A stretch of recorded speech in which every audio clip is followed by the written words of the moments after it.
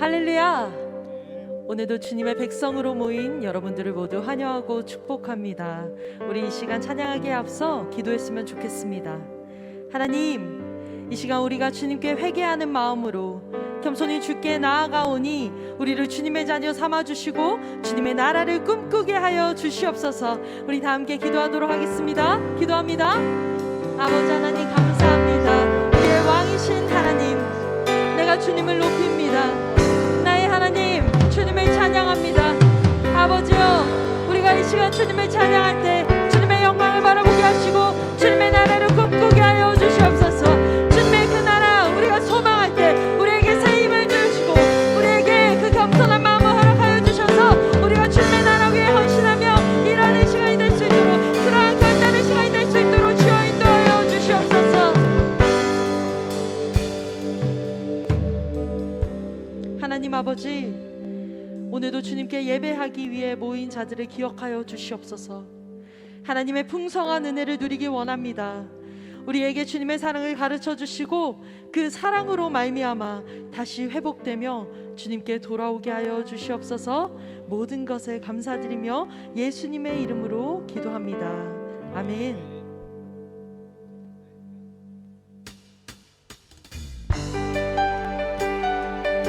우리 각자의 자리에서 주님 앞에 박수로 찬양하도록 하겠습니다.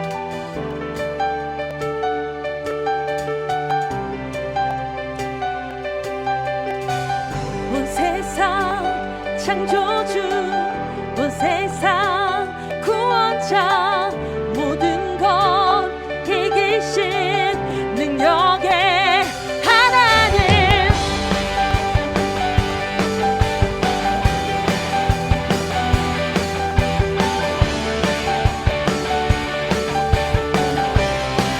함께 온 세상 창조주, 온 세상 구원자, 모든 것 이기신 능력의 하나님, 모든 만물 주를 찬양해.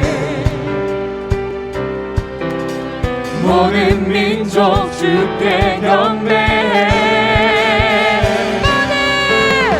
모든 승리하리, 열방 얻게 되리, 하나님께서 통치하시네. 모두 승리하리, 열방 얻게 되리, 위대하신 왕 여호와. 하나님 열방을 우리에게 주셨네. 그 명령 따라서 열방을 취하리. 하나님 열방을 우리에게 주셨네. 그 명령 따라서 열방을 취하리. 모든 만물 주를 찬양해. 모든 민족 주께 경배해. 모든 승리하리, 열방 얻게 되리, 하나님께서 통치하시네. 모두 승리하리, 열방 얻게 되리, 위대하신 왕 여호와.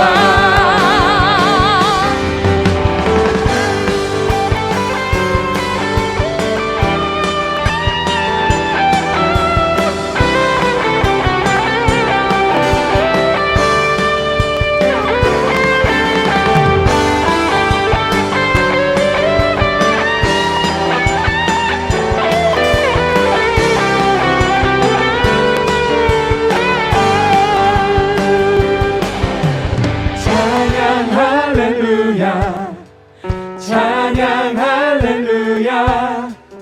하나님께서 통치하시네. 찬양 할렐루야, 찬양 할렐루야. 위대하신 왕 여호와.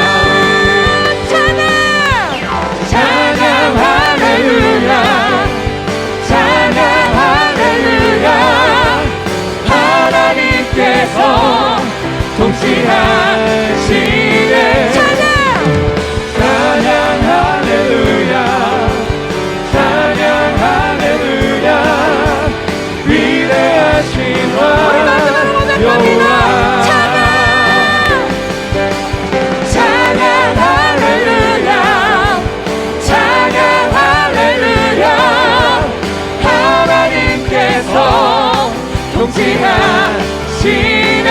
아멘. 찬양 할렐루야 찬양 할렐루야 위대하신 왕 여호와.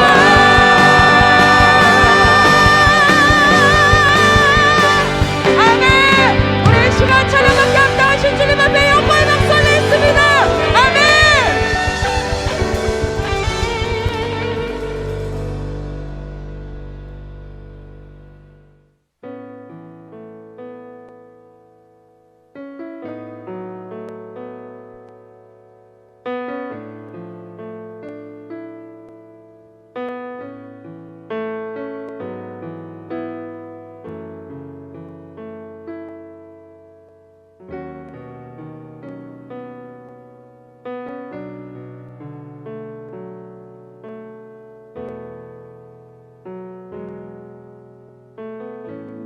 민족의 가슴마다 피 묻은 그리스도를 심어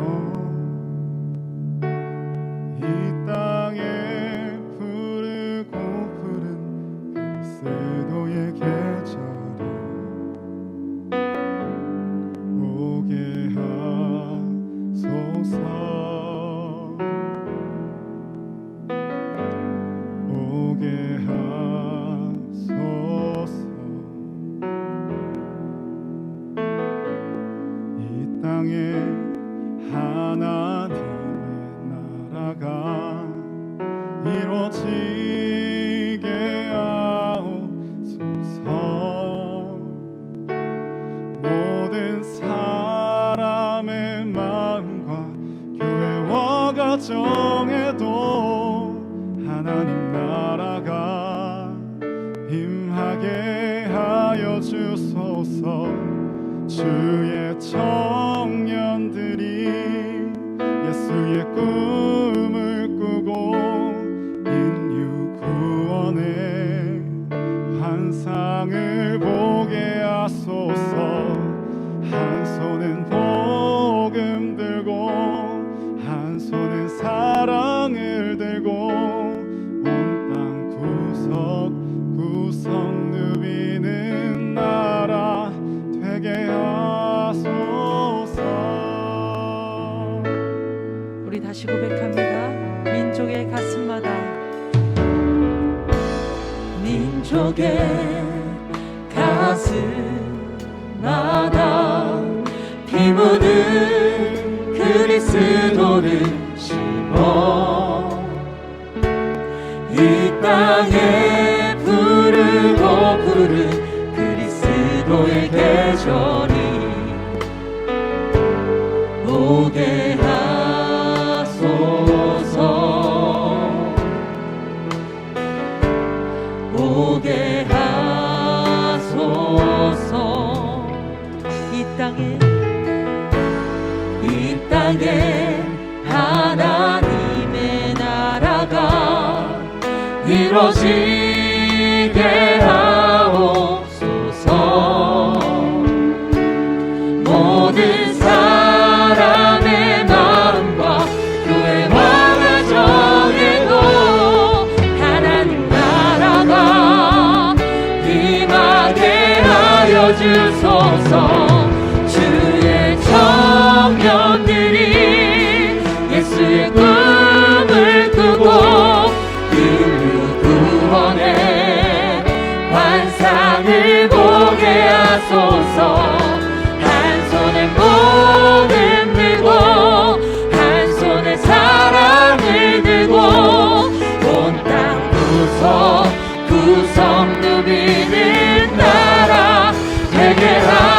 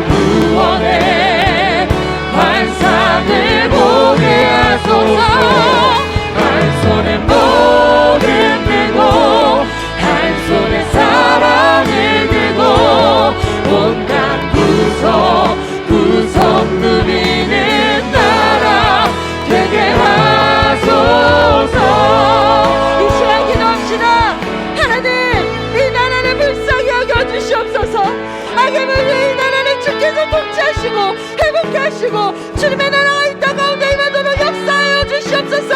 우리 함께 주님 앞에 기도하도록 하겠습니다. 기도합니다. 주여 아버지 하나님 이시고 주님의 나라를 주님 불쌍히 하고 주시옵소서. 아버지 하나님 이 악의 물리고 죄악의 거짓말 이 나라를 주시옵소서. 주님을 지켜주시옵소서. 주님께서 통치하여 주시옵소서. 주님의 왕이 되어주셔서 오직 주님을 위해서 주님의 영광을 쫓아나가는 그런 가정 될 수 있도록 아버지 하나님 인도하여 주시옵소서. 주님 이끌어 주시옵소서.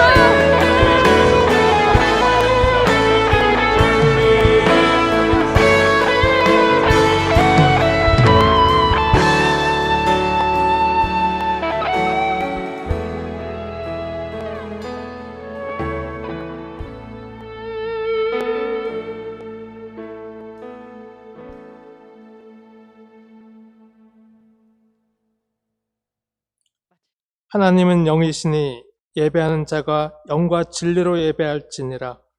하나님 아버지 감사드립니다. 개강 수련의 5번째 집회로 이렇게 모이게 하시니 감사드립니다. 아버지 하나님께서 은혜 주셔서 이 시간 설교하시는 목사님과 예배의 영과 진리로 참여하는 모든 원우들이 함께 은혜를 누리게 하옵소서. 예수 그리스도의 이름으로 기도하였습니다. 아멘. 사도신경으로 우리의 신앙을 고백하도록 하겠습니다. 전능하사 천지를 만드신 하나님 아버지를 내가 믿사오며 그 외아들 우리 주 예수 그리스도를 믿사오니 이는 성령으로 잉태하사 동정녀 마리아에게 나시고 본디오 빌라도에게 고난을 받으사 십자가에 못 박혀 죽으시고 장사한 지 사흘 만에 죽은 자 가운데서 다시 살아나시며 하늘에 오르사 전능하신 하나님 우편에 앉아 계시다가 저리로서 산자와 죽은 자를 심판하러 오시리라. 성령을 믿사오며 거룩한 공회와 성도가 서로 교통하는 것과 죄를 사하여 주시는 것과 몸이 다시 사는 것과 영원히 사는 것을 믿사옵나이다. 아멘.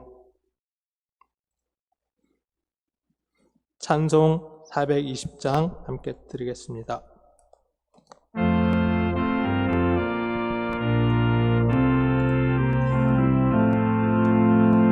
너 성결케 위해 늘 기도하며 너 주 안에 있어 늘 성경 보고 온 형제들 함께 늘 사귀면서 일하기 전마다 너 기도하라. 너 성결케 위해 내 머리 숙여 저 흰밀이 대신 내 주께 빌라. 주 사귀어 살면 주 닮으리니 널 보는 이마다 주 생각하리. 너 성결케 위해 주 따라가고 일 다급하여도 당황치 말고 참 즐거울 때나 또 슬플 때나 너 주님만 믿고 늘 따라가라. 너 성결케 위해 늘 기도하며 내 소원을 주께 다 맡기어라. 너 성령을 받아 주 섬겨 살면 저 천국에 가서 더 잘 섬기리. 아멘. 이 총학회장으로 여러분들을 섬기는 박예찬 전사님 나와서 기도해 주시겠습니다.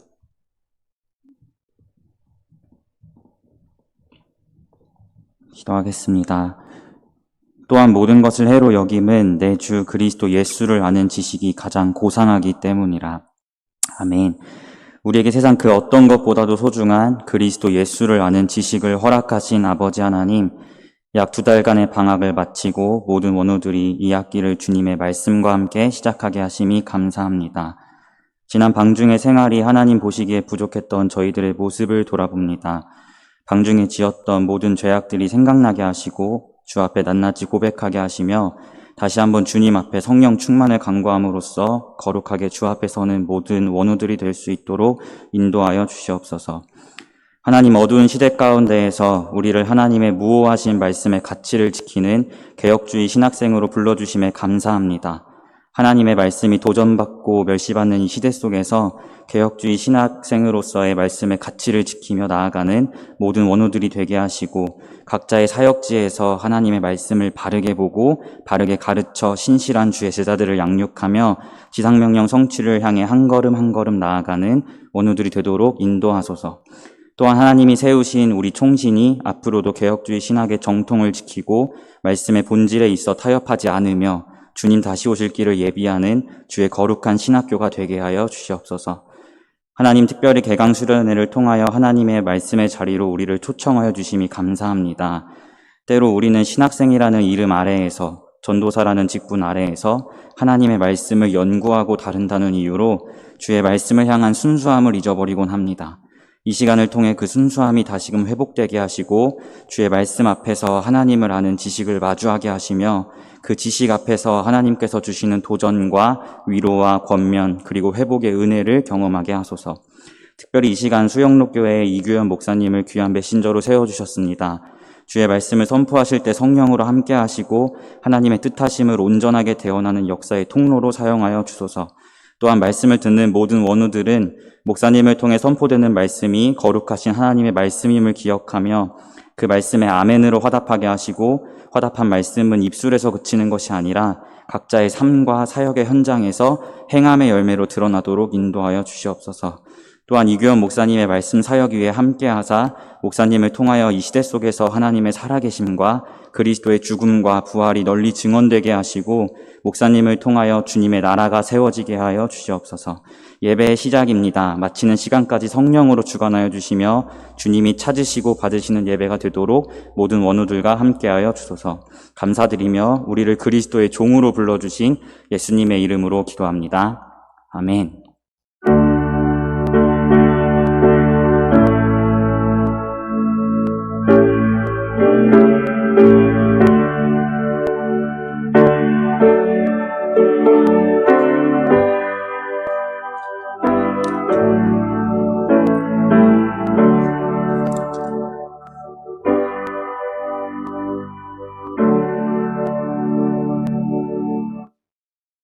예, 오늘 말씀을 봉독해 드리겠습니다. 오늘 우리가 함께 볼 말씀은 마태복음 3장 1절에서 9절 말씀입니다. 오늘 본문 말씀입니다. 제가 봉독합니다. 그때 세례 요한이 이르러 유대 광야에서 전파하여 말하되 회개하라 천국이 가까이 왔느니라 하였으니 그는 선지자 이사야를 통하여 말씀하신 자라 일렀으되 광야에 외치는 자의 소리가 있어 이르되 너희는 주의 길을 준비하라 그가 오실 길을 곧게 하라 하였느니라. 이 요한은 낙타 털옷을 입고 허리에 가죽띠를 띠고 음식은 메뚜기와 석청이었더라. 이때 예루살렘과 온 유대와 요단강 사방에서 다 그에게 나와 자기들의 죄를 자복하고 요단강에서 그에게 세례를 받더니 요한이 많은 바리새인들과 사두개인들이 세례 베푸는 대로 오는 것을 보고 이르되 독사의 자식들아 누가 너희를 가르쳐 임박한 진노를 피하라 하더냐. 그러므로 회개에 합당한 열매를 맺고 속으로 아브라함이 우리 조상이라고 생각하지 말라.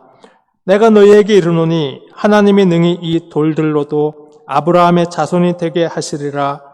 아멘. 네, 오늘 함께 읽은 말씀을 가지고 이규현 목사님께서 세례 요한의 영성 2번째 말씀을 전해주시겠습니다. 어저께도 여러분들이 말씀을 통해서 귀한 도전을 받고 또 한 학기를 감당할 만한 힘을 얻었을 것 같은데 오늘 말씀도 기대를 가지고 좀 귀한 말씀을 청종했으면 좋겠습니다. 그리고 그 말씀에 마음으로 화답하는 그런 귀한 시간이 되기를 진심으로 바라겠습니다. 목사님 나오시겠습니다. 여러분 반갑습니다. 이 코로나19 팬데믹 이 세상을 다 바꾸어 놓았죠. 앞으로 더 바뀔 것 같아요. 무엇보다도 이 교회의 생태계가 다 바뀌었습니다. 교인도 바뀌고요. 안에 있는 모든 문화들도 이제 새로운 환경을 우리가 맞고 있습니다. 이제 우리는 이전으로 돌아갈 수가 없죠. 또 이전으로 돌아가서도 안 되고, 우리 엄청난 도전 앞에 서 있는 게 사실입니다. 이런 상황 속에서 우리는 어떤 때보다 더 우리의 목회 현실을 정확하게 바라보고 또 미래를 또 전망하는 그런 일들이 필요합니다. 그럼에도 불구하고 우리는 여전히 본질로 돌아가야 되고, 우리가 가장 중요한 것은 결국은 우리 자신이죠. 목회자 자신입니다. 여러분 목회를 해보면 교회 안에서도 결국은 교인의 문제도 아니고요, 또 어떤 상황의 문제도 아니고 목회자 자신의 문제일 때가 많습니다. 우리는 계속 세례 요한을 좀 살펴보려고 하는데요. 요한이 옥에 갇히죠. 헤롯에 의해서 체포가 됩니다. 헤롯이 요한을 가둔 이유는 뭘까요, 여러분? 이 헤로디아 때문입니다. 헤로디아는 그의 형 빌립의 아내입니다. 헤롯은 그녀와 불륜을 저지르죠. 그 시대가 얼마나 타락했는가를 잘 보여주는 대목입니다. 세례 요한이 활동했던 시대가 얼마나 타락했는가, 얼마나 완악했는가. 자, 그런데 요한은 이 헤롯의 권세에 야합하거나 위축되지 않고 그의 죄를 고발하죠. 이게 선지자의 역할입니다. 선지자의 역할. 헤롯의 생일날 헤로디아의 딸이 그를 위해 춤을 춥니다. 너무 기쁜 나머지 소원을 말하라고 하죠. 그때 어머니 헤로디아와 모의한 딸은 세례 요한의 머리를 쟁반에 담아달라. 왕은 정치적인 이유도 고심했지만 그의 요구를 들어줍니다. 요한은 결국은 죽게 되죠. 이 죽음의 위협 속에서 진실을 말하는 것, 불의를 고발할 수 있다는 것. 여기서 뭘 보여주죠, 여러분? 선지자는 안전한 삶이 목표가 아니에요. 위험한가 안전한가는 초점이 아닙니다. 진리인가 아닌가에 초점을 맞추는 거죠. 여러분, 우리가 말씀을 전할 때도 마찬가지. 위로의 메시지도 필요하지만 때로는 회개를 촉구해야 될 때가 있어요. 우리가 말씀을 전할 때 사실은 굉장히 치열한 전쟁이 벌어져요. 세례 요한은 순교를 당합니다. 그리고 짧고 굵게, 길고 가늘게가 아니에요. 짧고 굵게. 왜 그렇게 살았습니까? 예수님은 우리에게 나를 따르라, 나를 따르라. 그분의 길이 그랬어요. 예수님도 세례 요한도. 한 분은 33세, 한 분은 거의 비슷한 나이대. 여러분 30이 넘은 사역자들이 있습니까? 기억하십시오. 30에 자신의 생명을 다 걸었어요. 목이 잘려 죽었어요. 기가 막힌 것이죠, 여러분. 그리스도의 길을 평탄하게 하고 예비한 종. 여러분, 그리스도의 길을 예비하는 그 팡파레를 울리면서 새로운 시대가 왔음을 알리는. 근데 여러분, 너무도 아쉽게도 빨리 끝이 났어요, 삶이. 여러분, 우리가 죽도록 일평생 수고해도 인간적으로 아무것도 남지 않을 수도 있어요. 세상적으로 보면 불쌍한 자로 살 수도 있어요. 세례 요한의 모습이 그래요. 그냥 그 시대와 타협하지 않고 진리를 선포한 것 때문에 아주 짧고 굵게 끝났어요. 그냥 목이 잘려서 쟁반에 담겨져 그 파티의 영을 돋구는 일에 희생당하고 죽고 말았어요. 인간적으로 보면 아무것도 아니에요, 여러분. 여러분, 우리가 주의를 할 때 대가를 기대해서는 안 돼요. 대우받는 걸 기대해서도 안 돼요. 누가 내가 수고한 대로 희생한 대로 마땅한 대접과 대우와 인정을 해주지 않아도 섭섭해하지 말아요, 여러분. 우리는 그리스도를 흥하게 한 것으로 충분한 역할을 합니다. 그 이상도 그 이하도 아니에요. 여러분, 우리가 구질구질하게 살아서는 안 되는데, 여러분, 사역자들은요 정말 깔끔해야 돼요, 여러분. 깨끗해야 돼요, 깨끗해. 어떤 다른 것도 군더더기 안 붙어야 돼요. 오직 진리를 선포하는 것. 여러분, 성도들이 몰라준다고 시험 들 필요도 없고요. 다른 것들 바라지 말고요. 자신의 삶에 승부수를 던져야 돼요, 여러분. 두려워해서는 안 돼요. 여러분, 죽는 것 두려워하면요, 역사가 어떤 역사를 일으킬 수가 있겠어요, 여러분? 죽는 것 두려워하지 않아야 돼요. 세례요한은 생사관이 분명합니다. 그는 죽는 것 두려워하지 않아요. 죽는 것 두려워했다면 그는 그 시대 헤롯과 타협해야 돼요. 생명을 걸라는 거죠. 생명을 걸라는 거예요. 여러분, 우리의 사역자들이 생명을 걸어야 돼요. 생명을. 풀 에너지를 사용해야 돼요. 올 라운드 프레이를 해야 돼요. 요즘 올림픽 얼마 전에 했잖아요. 올림픽도 보면 그 금메달, 메달 따기 위해서 완전히 모든 걸 다 쏟아붓잖아요. 근데 여러분, 세상의 영광을 위해서도 그래요. 생명을 바치더라고요. 보니까 뭐 철심받고 뭐 온몸에 상처 투성이고 뭐 수술을 수도 없이 하고,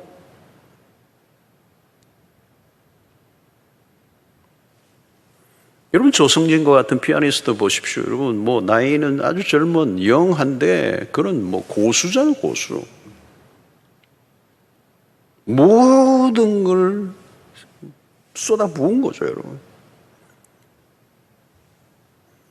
여러분, 사역하다가 몸살 내본 적 있습니까, 여러분? 주의 일을 하다가 몸져 누워본 적 있습니까?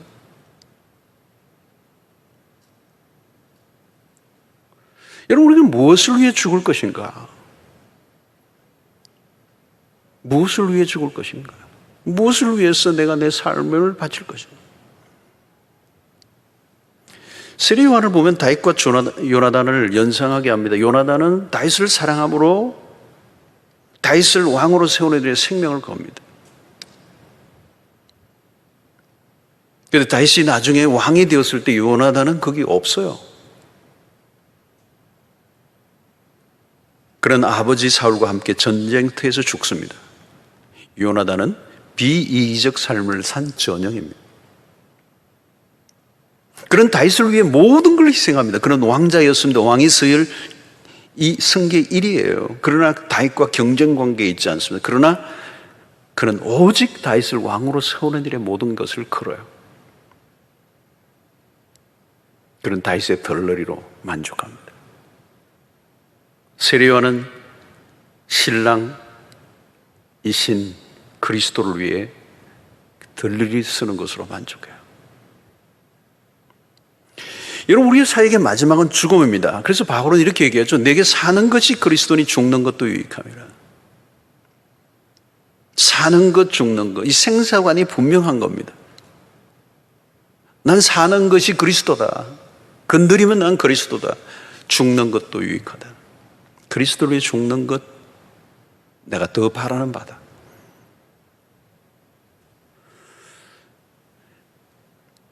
바울은 자기에게 주어진 이 복음을 증거하는 그 일을 위해서 내 생명을 조금 더 귀한 것으로 여기지 않겠다. 기꺼이 죽을 것을 발견한 사람은 행복한 사람이죠. 나 이것을 위해서 살다가 죽겠어. 그 발견한 사람은 행복한 사람 아니겠어요, 여러분?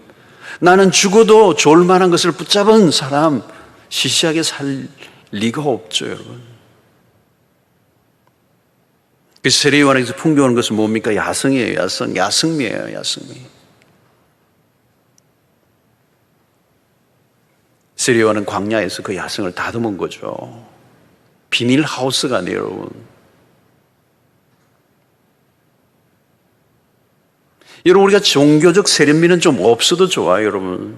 예, 세상적인 거 다 갖추었는데 야성이 없어. 어떻게 보면 세례요한은 비제도권 사람이었어요. 제도권의 사람이 아니에요. 어쩌면 여러분 교실 안에서만 옹기종기하면요, 거기에서 뭐가 나오는 게 아니에요, 여러분. 정형화된 사역자로는 승산이 없어요.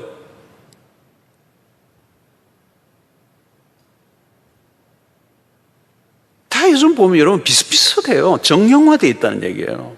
구별이 안 돼. 그냥 벽돌 찍어 나온 것 같아. 국수 가락 쫙 그냥 기계 틀에서 나온 것 같아. 똑같아요. 정형화되어 있어요. 제도화되어 있어요. 길들여져 있어요. 거친 게 없어요. 터프하지가 않아요. 도시의 영성은 부드러운 것입니다, 여러분. 세련되어 있어요. 근데 세례요한은 그렇지 않아요. 말도요, 거칠어요. 원석은요, 거칠어요, 여러분. 다듬어지지 않아도 괜찮아요, 여러분. 오리지널이거든요, 오리지널.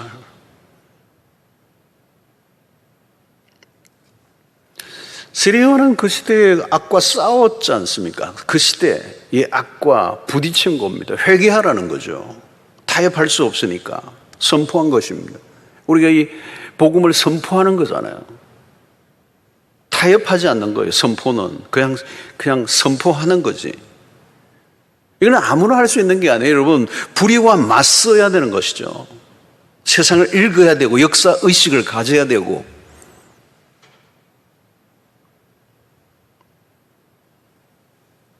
이게 야성입니다. 개척 정신.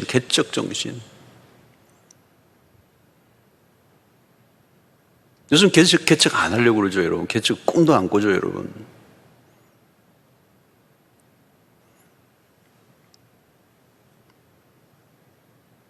바울은 뭐라고 그랬습니까? 남의 터 위에 집을 짓지 말라는 거예요.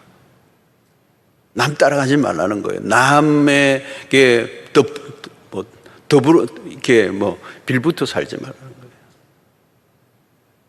새로운 시대의 일을 시도하라는 거예요, 여러분. 사무실 안에 갇혀서 편안하게 살아가면 저돌성, 그 야성 다 사라져버리고 그냥 남들이 가는 그 길을 가라 하는 거죠.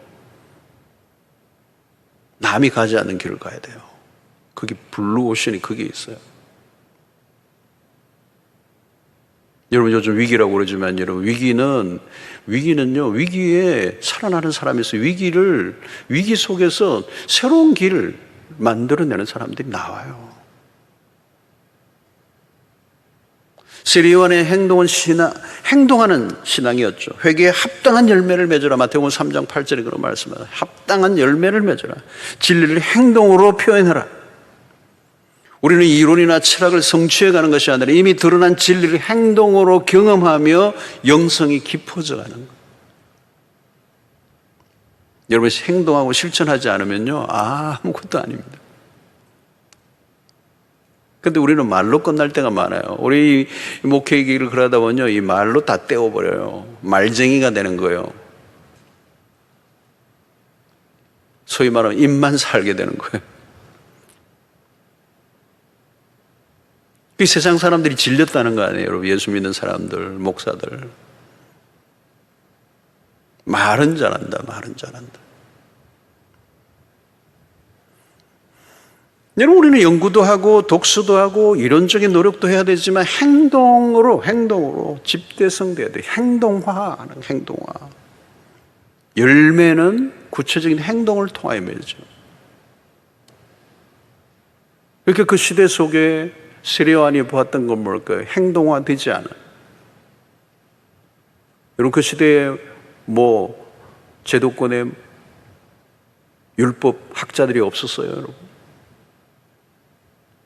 다양했지만 금만 포장된 것이었습니다.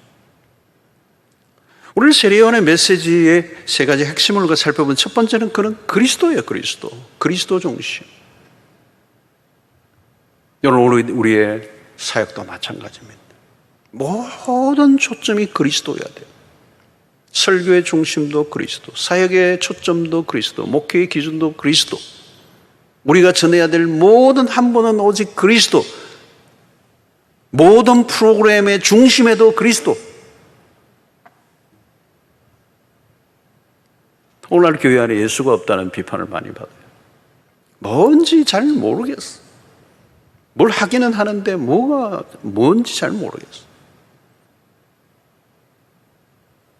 여러분, 성공과 실패란 무엇입니까? 그리스도를 드러내지 못하는 것 실패예요. 그리스도가 드러나지 않는 설교는 설교가 아니에요. 사람들의 마음의 치유를 하는 설교가 필요하지만 그것보다 더 중요한 것은 그리스도가 드러나는 것.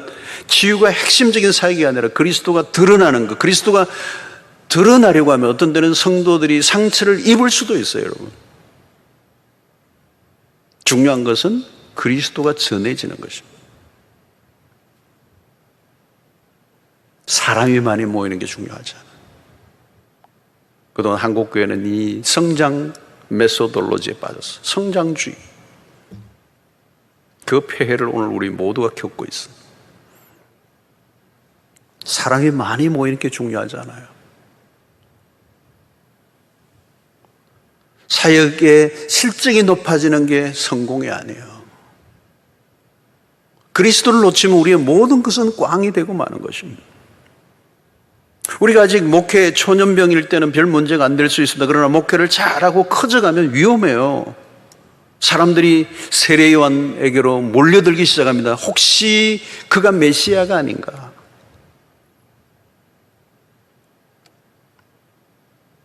아마 한순간에 세례 요한 자신도 헷갈릴 수도 있을 거예요. 수없는 사람도 몰려오니까. 당신이 메시아가 아닌가?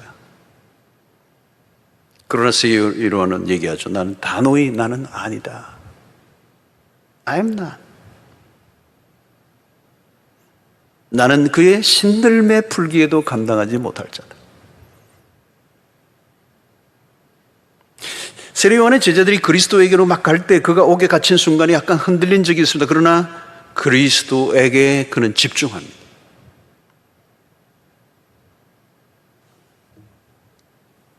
여러분, 우리는 우리를 따라오게 해서는 안 돼요, 사람들을. 우리는 주님의 양을 돌봅니다.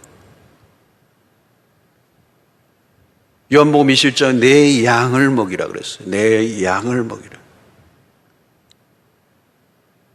내 양이 아니에요. 주님의 양. 우리는 그리스도에게로 주목하게 돼요. 철저히 그리스도에게로 주목하게 해야 됩니다.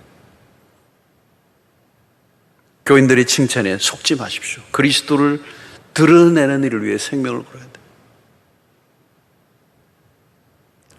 프랑스 파리의 우리 그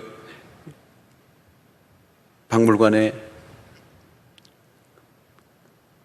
모나리자의 그 그림을 보기 위해서 수없는 사람들이 그 관광 일행들이 가는데 한참 그 투어 가이드가 이 소개를 하고 있는데 모나리자의 그림을 소개하고 있는데 사람들이 한 사람이 그래요.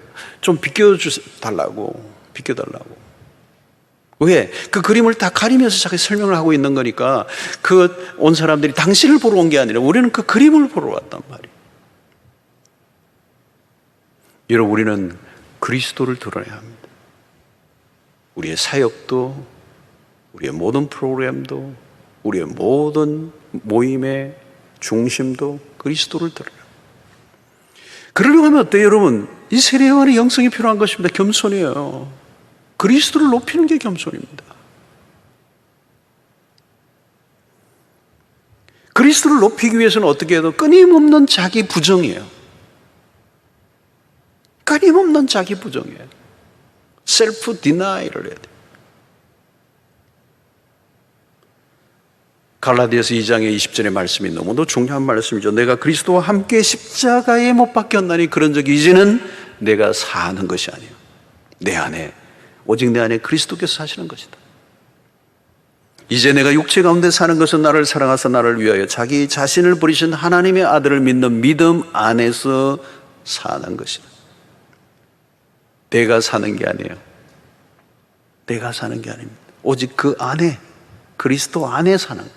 그리스도가 내 안에 사시고, 나는 날마다 십자가에 못 박혀 죽는 거예요. 내가 죽어야 그리스도가 사니까. 여러분, 사역의 길은 죽음의 길이에요. 끊임없이 내가 죽어야 돼요. 내가 죽어야 그리스도가 사십니다. 여러분, 교회에서 교육전도사로 사역을 하려고 하면요, 다른 훈련 안 해요. 내가 죽는 경험을 해야 돼요. 여러분, 교육전도사의 존재를 무시하는 사람들도 있을 거고, 때로는 내가 아무리 사역해도 빛이 나지도 않고, 아무도 나를 알아주지도 않고, 때로는 목사님들의 그 뒤에 가려서 전혀 내 존재가 살아나지 않을 때, 여러분 드러내려고 노력해서는 안 돼요, 여러분. 그때 죽는 경험을 하는 거예요, 여러분. 자가 죽는 경험을 먼저 해야 돼요, 여러분. 자가 먼저 죽어야 그 다음 사역이 시작이 되는 거예요.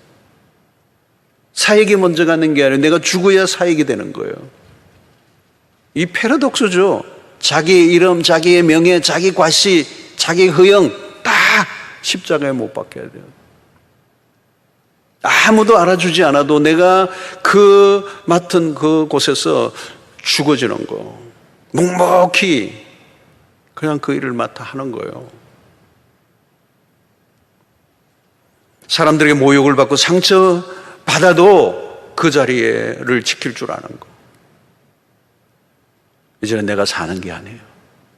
그리스도가 사시는 것이에요. 내 죽음을 통해 그리스도를 드러내는 것이기 때문에.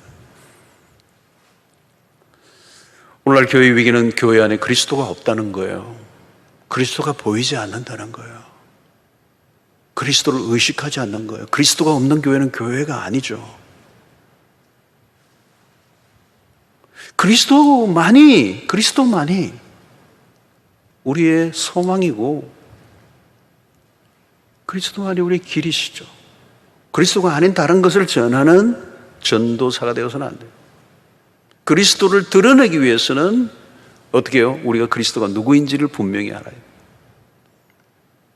그분과 우리는 친밀함을 나눠야 돼요. 오늘 우리는 교회뿐만 아니라 오늘 기독교 안에도 그리스도가 없는 기독교. 마이클 호튼이 그런 책을 썼죠, 여러분. 그리스도가 없는 기독교. 가능할까요? 근데 가능해요. 그러나 여러분, 그런 교회는 역사 속에 사라지고 마는 것입니다. 세례와는 처음부터 끝까지 그의 메시지의 중심이 그리스도였어요. 그리스도를 놓치지 말라는 거예요. 그의 메시지의 핵심 뭘까요? 회개하라였습니다. 회개하라. 독사의 자식들아. 아주 신랄하게 그 시대를 향하여 외쳤어요. 회개를 선포했어요.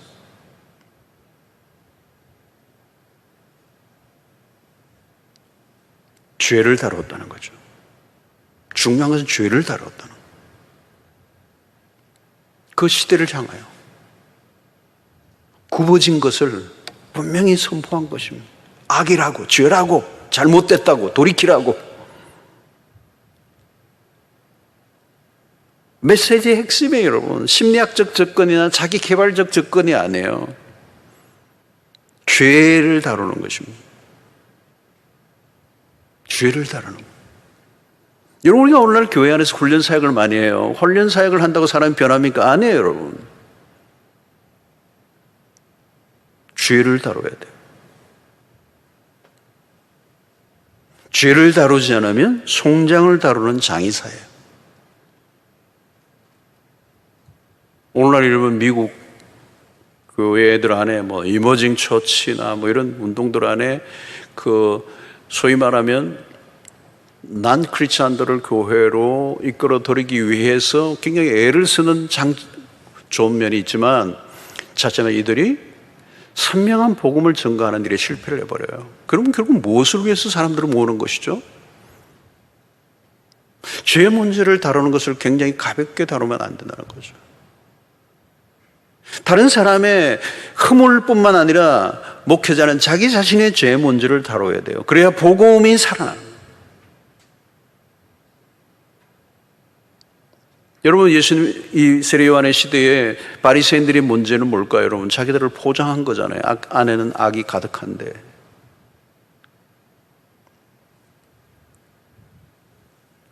회칠한 무덤이 됐던 거죠. 무덤 안에 썩어 냄새가 나는데 회칠을 해놓았어요. 너무 멋있게 포장한 것입니다. 그들은 율법의 열심으로, 율법으로, 자기 의로 자기들의 죄를 가리고 있었잖아요. 여러분, 이게 죄에 대해서 정직한 직면을 하지 않으면 바리새인으로 빠집니다. 우리도 마찬가지예요.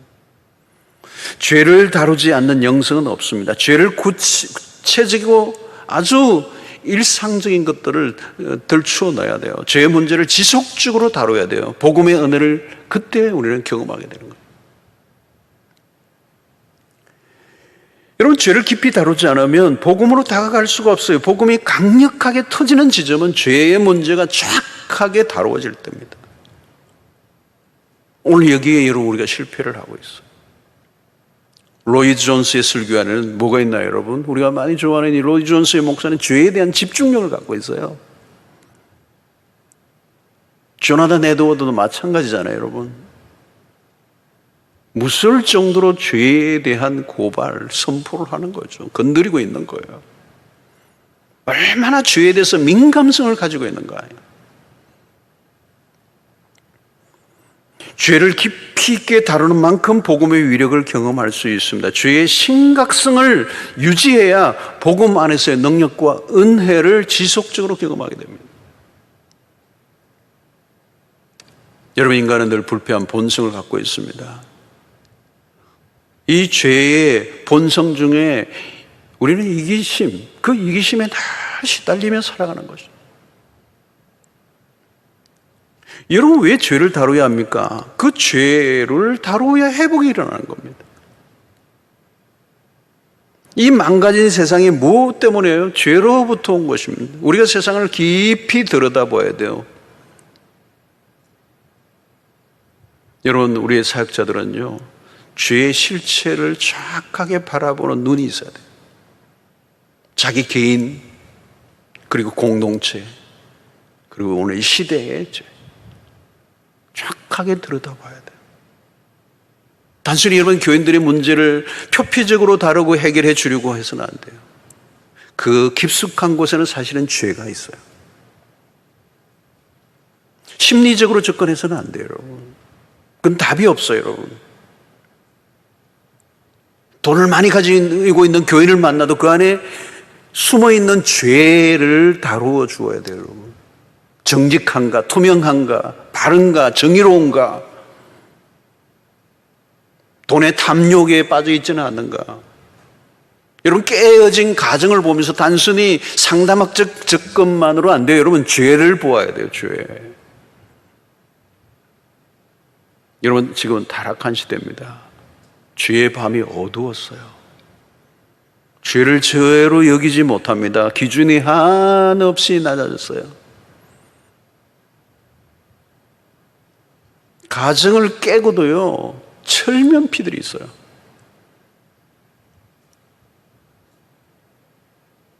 안으로는 온갖 짓을 다 하면서도 너무도 그럴듯하게 포장하고 있는 사람들이 많아요. 교회를 다니고 봉사를 하고 직분을 가졌는데도 사생활이 엉망인 사람들이 있어요. 우리 한국 사회 여러분, 외도로 인해서 가정이 깨어지는 일들이 얼마나 많습니까? 여기서 이러면 세상에서만 일어나는 게 아니고요, 교회 안에서도 비일비재해요. 우리가 대하는 성도들, 세상 안에 죄의 뿌리가 얼마나 깊이 퍼져 있는가.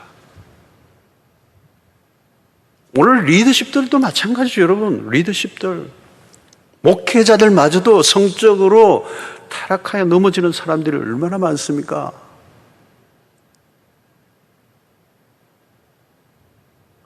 여러분, 죄가 깊이 있게 다뤄지지 않으면 미봉책이에요. 암 환자에게 파스 붙여주는 거와 똑같아요. 아무 일도 일어나지 않아요. 죄의 문제입니다, 여러분. 죄의 문제를 해결해야 회복이 일어나요. 여러분, 사역자가 죄의 문제로 인한 고민과 고통과 방황을 하고 복음을 만난 적이 있습니까? 여러분, 복음을 말하려고 하면 죄를 다뤄야 돼요. 죄가 다루어지지 않으면 복음을 이해할 수가 없어요. 그러므로 죄에 접근할수록 복음은 더 명확해져요. 선명해져요. 죄와 복음과의 관계를 놓치지 말아야 합니다. 이 사역의 핵심이에요. 거기에 생명의 역사가 일어나요. 출애굽의 역사가 일어나요. 그때 놀라운 변화를 우리가 눈으로 목격하게 돼요. 여러분, 삭개오 변화가 그렇잖아요. 그리스도를 만난 순간 그게 회개가 일어나요. 그 회개는 구체적으로 일어나죠. 자기의 재산을 팔고 가난한 자에게 나누어주고 토색한 게 있으면 4배나 갚는 이 놀라운 변화, 회개의 역사예요. 현격한 변화가 일어나요. 여러분, 우리의 목회 현장에 이게 일어나야 돼요. 그 복음의 능력이 그것을 가능하게 해요. 죄를 정확하게 들여다보게 하고 어찌할꼬 복음을 붙잡을 수밖에 없는 이 변화의 역사가 일어난다. 근데 여러분, 이 회개를 선포하려고 하면 용기가 있어야 돼요. 여러분, 청정을 두려워하지 않아야 돼요. 쉬운 일 아닙니다. 쉬운 일 아닙니다.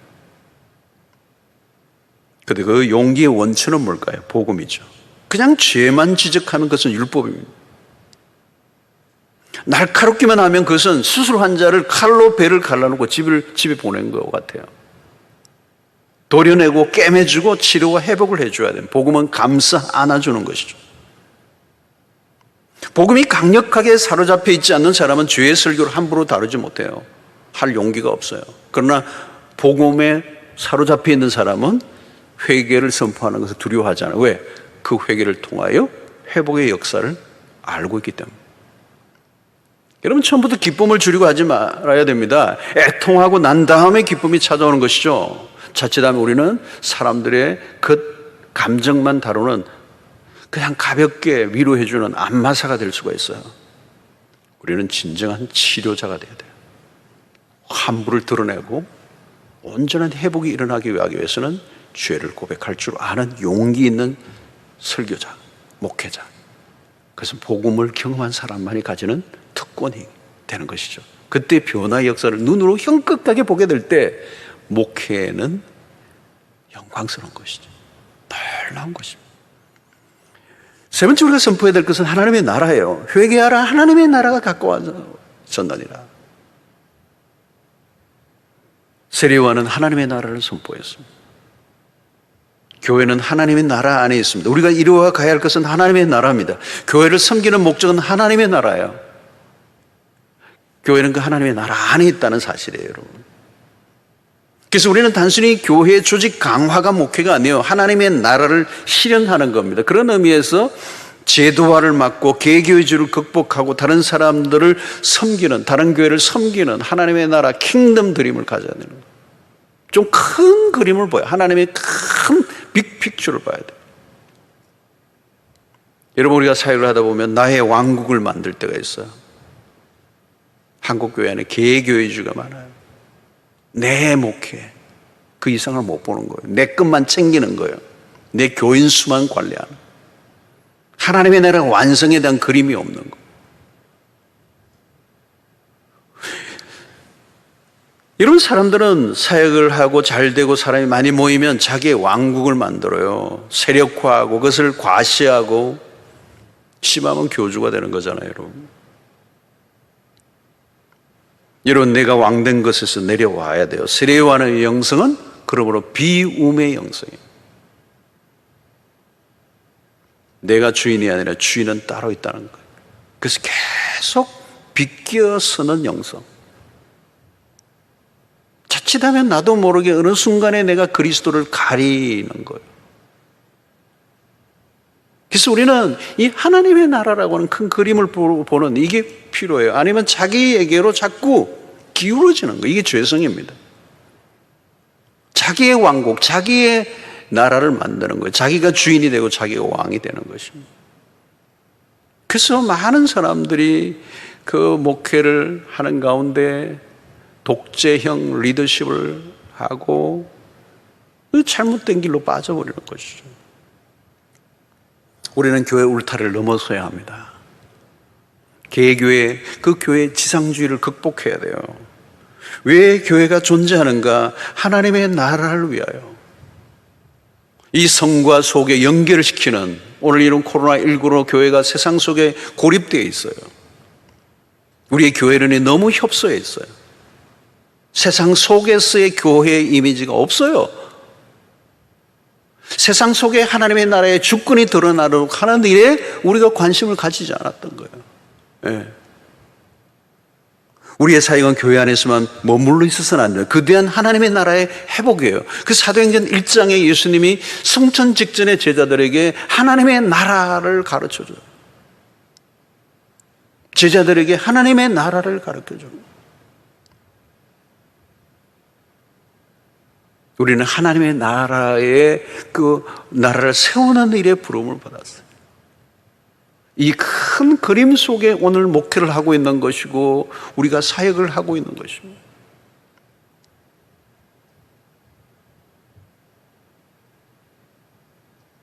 자, 세례 요한에 대한 칭송이 있죠. 여러분 마태복음에 보면 여자가 낳은 사람 가운데서 세례 요한보다 더 큰 인물은 없다는 거예요. 우리는 이제 재림하실 그리스도를 기대하며 그분이 오실 길을 예비하는 자들로 살아야 합니다. 우리는 그리스도의 신부의 영성을 가져야 돼요.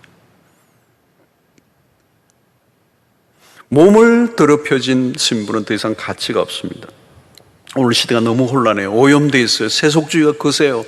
우리도 모르게 우리는 주의 종 그리스도를 닮은 신부가 아니라 세상을 닮아 있는, 세상을 쫓고 있는 우리의 모습을 볼 때가 있어요.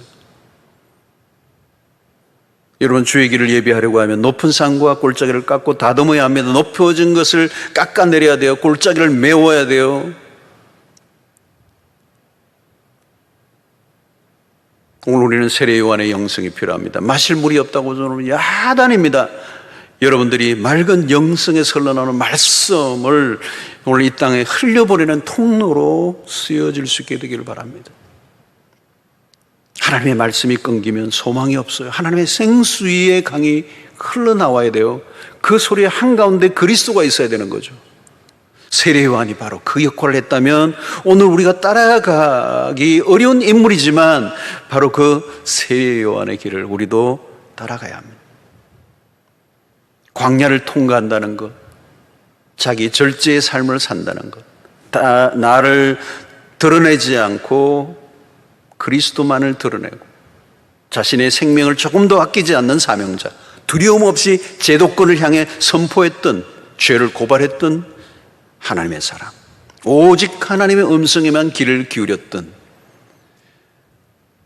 세례 요한의 삶이 오늘 우리에게도 재현되기를 원합니다.